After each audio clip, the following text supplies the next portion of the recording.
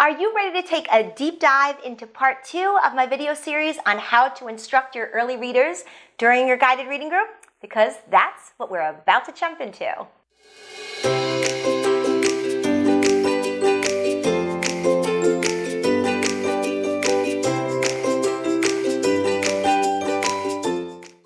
Hey there, if you're new here, my name is Anna. I was a primary teacher for 23 years, and on this channel, I provide professional development videos to help teachers improve their craft by learning tips and strategies for rigorous and streamlined small group instruction. Not only that, but I also teach you how to engage your learners with activities that are fun and exciting, yet still meet the standards. If you're feeling stressed every week when you start planning your guided reading instruction, stick around because I'm going to be taking you through my lesson plan for Day 2's guided reading instruction for my early readers. This video, like I said, is part 2 of a 3-part video series, and I have used this proven structure with my students in my own classroom and has resulted in all of my students leaving my classroom reading on or above grade level. As I mentioned in part 1, guided reading was such an important aspect in my classroom where I saw my students grow by leaps and bounds every single month. By organizing my students into groups according to their instructional reading levels, I was able to pinpoint specific skills and strategies that they needed. And this not only gave them the much needed individualized teaching time, but they also learned the skills and strategies that allowed them to develop as independent individual readers as well. And when I finally got my act together and put together an actual plan for my lessons, my guided reading block just came together. But it's not easy, and don't let anyone ever tell you otherwise. But it is the best thing that ever happened in my teaching career. Implementing guided reading in your classroom will definitely take some time. But I believe with this 3-part video series, I can show you that you too can be successful in getting guided reading up and running in your classroom. You know, I struggled in the beginning, and I am sure you did too. But when the pieces started to come together, I really started to see amazing results with my students. With my support, my students learned to read for meaning and build the stamina to read difficult texts. Guided reading is an opportunity for you to introduce quality literature and strengthen your students' reading, comprehension, and decoding skills. And I want to help take a little bit of the stress and anxiety off of you and show you what worked for me in my classroom so that you won't have the same struggles that I did. So I'm excited. So let's dive into Day 2 of my lesson plan for the guided reading book, Ready to Quit. Again, this is Day 2 of an early reader guided lesson. So we're going to start with step 1, which is sight word review. Okay, remember, this is Day 2 of our lesson plan for my early readers. We start with sight word review. Now, as I showed you in video 1's lesson, we talked about how to talk about the sight words, teach the sight words, review the sight words. Of course, I have the process and procedure in my sight words instruction process and procedure. And yesterday we worked with our whiteboards and we wrote the letters down, we said the words, we pointed to the letters. So today I might do something different. Today I might give my students their magnetic boards with magnetic letters. Sometimes I'll have the words written out, but usually I'll put them just kind of in a pile, and then we'll work on our sight words using our magnetic letters. I'll usually have the sight words turned around so they don't see them, and I'll say, okay, boys and girls, let's make the word was. Let's make the word was. Remember we worked on that word yesterday? Let's make it on our magnetic board, and they'll start making it. I'll see what my students are doing. I'll see if anyone's having any issues. Now remember, and I'll say to them, boys and girls, remember, these are not words that we're sounding out. We have to know them by sight because they don't follow all of those rules we've learned about letters and their sounds. So these are words we just have to remember by sight. So let's read the word was and run our finger under it. Was. Let's say each letter as we point to it. W-A-S, was. Let's do it again. W-A-S, was. So as you can see, we're doing a different type of practice. This is only 3 minutes. It's a quick review. You're not spending 10 minutes on sight word review. Remember, again, you're either getting the sight words from the book that you're reading, or you're using the sight words that you know that your students are having difficulty with based on your sight word assessments that you're doing. I like to have a couple of these magnetic letter organizers, because it's good to have a couple, and it's good that they're organized by letter, because that allows the students to easily find the letters they need. Like I said, sometimes I'll put the letters on myself if I just want to get ready quickly, and then sometimes if I know I have a little bit of extra time, I'll have them pick out the letters. It really just depends on my day, and it also depends on my group. So that's always important. So that's a quick sight word review. It's only about 3 minutes of your lesson. The next part is read and prompt. Now remember, this is our day 2, so I don't have to do any type of pre-reading or introduction. We've already done that because this is day 2 with our story ready to quit. So day 2, the second part of our day 2 lesson is read and prompt. Again, this is when our students are now rereading the text for the second time. This is when I'm prompting them with my guided reading prompts, and again, they're using their strategy fans. And I'll say, if they're stuck on a word, I'll say, what strategy can we use? Let's look at our strategy fan. Can we use eagle eye? Can we use lips the fish? Should we try stretchy snake? Which one are we using? This is about maybe 6 minutes, 7 minutes. Again, this all depends on your students, how well they did with the text the day prior. You know, all of these things revolve around your students. So you have to see how they're doing. You're writing down your anecdotal notes on your Post-its. I always have little Post-its on the back of my instructional trifolds, so I can quickly and easily write down the notes about when they're reading. So I'm quickly writing them down as they're reading. And I always take those notes that are on my Post-its and I put them in their data binders so I can keep track of what they were having difficulty with. Not only that, but it also informs my instruction for the next day. If I know they're having issues with, using a specific strategy, I know I'm going to go over that strategy. If they're having difficulty with a specific word, maybe we'll do some word work on that word. It really depends on what they're doing.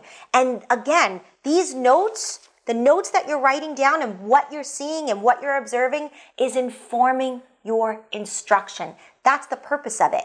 Whatever you see they're having difficulty with, it informs what you're going to do the next day, or maybe the next week, or what you're going to focus on that month, whatever it may be. That's what these anecdotal notes are for, to inform your instruction. So that's the next part of the lesson, which is the read and prompt, which they're reading, they're whisper reading. This is an opportunity for me to lean in and listen to them read. I can also do running records with them sometimes, and sometimes I will. I'll take a quick running record on a blank sheet of paper, or the running record that I have available for the book, because I have running records available for all of my books. But if I want to do a quick running record, I'll do it on a Post-it note, because this will help me, again, see their fluency, see what strategies they're using. Are they self-correcting? What types of errors are they making? Are they meaning errors? Are they visual errors? What types of errors are they making? These are all things that prompt my instruction the next day, okay? So that's the next part, is that read and prompt. Again, this is anywhere between 5 and 7 minutes, give or take, a couple of minutes here or there, because we have to go and do what we're doing based on our students. All right, the next part of our day 2 lesson is discussion prompts. So when we're doing a discussion prompt, we want to have some type of an oral discussion. Now, again, this discussion prompt, you can expect them to write it, or you can have just a discussion between students. It's up to you. You decide. So my discussion prompts for day 2 are focused on key details in the text. I also have understanding the central message, and I also have describing characters and how characters change in a story. So I have 3 focuses here for my discussion prompts. I may focus on 1, I may focus on 2, I may focus on all 3. It really depends on my group. So if we're talking about central message, maybe, this is a much more difficult skill for students to understand and be able to talk about. Central message is not easy. So I have to think about my group and say, is this group ready for a central message discussion, or should I still focus on character traits and how Dylan changed at the end of the story? So maybe today I focus on that. Let's talk about Dylan, boys and girls. How did Dylan change by the end of the story? If he changed, tell me how he changed. Before you tell me, I want you to turn and talk to your partner and tell each other if Dylan changed and how he changed. Let's do that. I'm going to give you about 45 seconds to tell your partner if Dylan changed and how he changed. I let them turn and talk. I'm listening in, writing my anecdotal notes. If this is completely foreign to children and they don't understand how to discuss how Dylan changed in this story, because he did change in the story. So I want to write that down. I want to make note of that. So that's what I'm going to do with my students. Then I might ask 1 or 2 students to share what they said to their partner. Again, it's about communication. Again, it depends. Maybe I'll ask them to write their answer. Maybe I won't. All depends on my time, the ability level of my students, and really what I'm hoping to gain or what I'm hoping they gain out of the lesson. So that discussion prompt, again, is only about 2 to 3 minutes. So before we go further, just tell me in the comments, have you used any of these activities in your lesson, in your guided reading lessons? If so, tell me in the comments, what types of activities do you do in your guided reading lessons? I'd love to know, and I'm sure others would love to know too. So post those in the comments below. I'd love to read them. Okay, the next part of our lesson is strategy instruction. So that's when you're actually, again, instructing your students how to use their reading strategies. I have my large display strategy fan, and my students have their small one in front of them. Now, again, what we're doing is we're practicing the strategy. I'm going to model it, I'm going to teach it, I'm going to model it, and we're going to practice it. So I'm going to teach it, model it, practice it. So that's what we're going to do. So let's say, for example, I decide, okay, today we're going to work on Chunky Monkey. What does Chunky Monkey teach us? Let's look at our strategy fan. Chunky Monkey teaches us to look for chunks in words that we know to help us figure it out. And then prior to the lesson starting, I might pick out a word from the book that I want them to focus on. So let's say, for example, I pick out the word winning.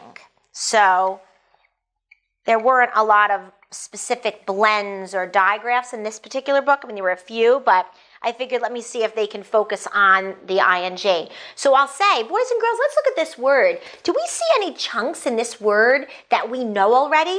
Does anyone see a chunk in this word that we know? And then I will ask a student, and maybe they'll say, oh, I see ing at the end. I see ing. Sorry, I see ing at the end. So yes, that's right, this is ing. Now that we know this is ing and Chunky Monkey helped us look for chunks in words, let's figure out what this part of the word is. What strategy can we use here? Ooh, we could use lips the fish and get our lips ready. We could use eagle eye to look at the picture, but maybe we should try a stretchy snake right now. Let's try stretchy snake. Since we already used Chunky Monkey and we looked for a chunk that we knew in the word, let's try stretchy snake now and stretch out this first part of the word. We have w, I, n, w, I, n, win, and then let's add our chunk, ing, winning. So this is the way I would teach a specific strategy, whether it be starting with Chunky Monkey and then maybe bringing in a different strategy. Again, you teach it, you read what it says on the strategy fan, and then you model it, practice it, okay? And then I would pick another word, and now I would say to the boy, maybe I'd pick out specific words, and I'll have each child try to use Chunky Monkey in that word. So that's what I would do to practice the strategy. So that is strategy instruction. This is only like 3 to 4 minutes long.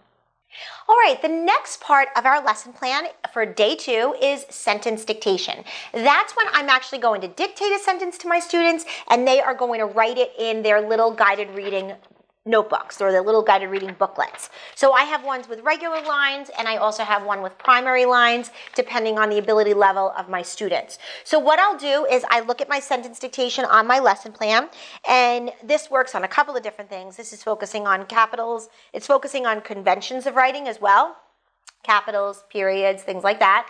Focusing on some short vowels, focusing on some ending blends, and there's also a diagraph in here. So I might read the first sentence. Dan helps mom set the table. Okay, boys and girls, let's start with that first sentence. I'm going to read it again. I'm going to say it again. Dan helps mom set the table. Let's start. Let's write Dan. Dan helps mom. Let's write that part down so far. Dan helps mom. So I have to keep repeating it because we want where students are listening, they're thinking, they're writing, they're encoding. I mean, there's a lot going on here. So you have to make sure we do it slow enough where students can feel successful with it. Dan helps mom. Set the table. Set the table. So they're writing. And then I would do the next part, and then I would do the next part of the word. The next part of the sentence dictation. So that's it. It's quick. It's only like 3 to 4 minutes to do a sentence dictation. It's about taking the skills that we're learning, taking the concept of understanding letters and sounds and how they go together and how you build sentences and practicing those skills. So not only are we reading and decoding and thinking about words and sounds and letters, but now we're taking those skills and we're encoding by writing those words and letters and sounds down on a piece of paper. Totally different skill set. So we need to practice that as well. That's sentence dictation. The last part of our day 2 instruction is an optional guided writing activity. Now, if you don't have time during day 2's instruction, then don't do guided writing because day 3 is all about guided writing. So if you don't have time during day 2, then don't do it. But if you do have a couple of minutes, hey, let's do another writing piece in our little notebook. It could be, maybe I want you to write about the beginning of the story. I want you to write about how Dylan changed by the end of the story. I want you to write about the ending of the story. I want you to write a new ending of the story. Whatever it may be that you want to focus on if you have time during day 2. You might not. And again, that's what day 3 is all for. Day 3 is for guided writing. So in the next video, and we do video number 3, we're gonna focus the whole video on guided writing. But if you don't have time, don't worry about it. You can do that during day 3. So we are at the end of the actual lesson plan for day 2.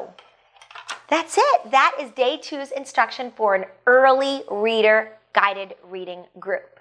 So the ultimate goal of guided reading is to help our students become independent, critical readers where they can utilize their reading skills and strategies successfully in all areas of their life, inside and outside of school. It's absolutely an amazing thing to watch and see the excitement in the students who are getting the teaching that they truly need and they understand and they comprehend the skills and they get them and they use them and they apply them. Are your wheels spinning in your mind and how you can use these ideas and these ways of getting guided reading up and running in your classroom? What are your thoughts so far about these 2 days of instruction? Tell me in the comments below. I'd love to hear your thoughts about day 1 and day 2's instruction for early readers. Now, just remember, don't quit. I was there too. I understand all too well how frustrating and overwhelming it can be, but if you take it day at a time, 1 day at a time, and start implementing even a few of these phases of your small group instruction, you will start seeing results. I absolutely promise. So now that you know how to progress with day 2's guided reading instruction for your early readers, I of course have created that editable lesson plan for you down in the comments below, and you can actually download that and use that to plan your lesson. The link is below in the comments. Also, if you want to join a community of teachers just like you, I have a private Facebook community where I share ideas and tips and tricks and strategies. I also share some freebies in there as well. Click that link to join our private Facebook community of teachers as well. That's in the comments below. And again, if you like this video, please let me know by giving it a thumbs up. And of course, comment below with your questions and thoughts about guided reading, and it could possibly be the topic of my next video. And don't forget to click that subscribe button so you never miss videos that I upload each and every week. And of course, click that little bell so it reminds you as well. So thank you so much again for watching today. I hope you enjoyed this and you got some nuggets of information out of this video, and I will see you in video number 3. Thanks for watching. Bye for now.